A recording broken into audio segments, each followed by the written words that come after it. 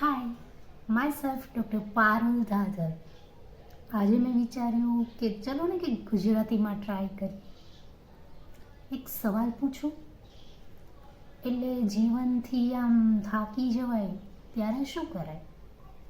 હું તો કહું ચાયની ચુસ્કી લઈ લેવાય અને ચુસ્કી લેતા લેતા આપણા પેલા 90sના ગીતો સાંભળી લેવાય અને શક્ય હોય તો મિત્રોને પણ બોલાવી લેવાય.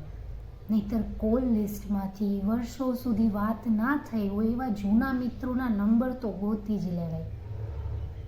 વર્ષો જૂની પણ કેટલી ભીની યાદો તાજી તો કરી જ લેવાય.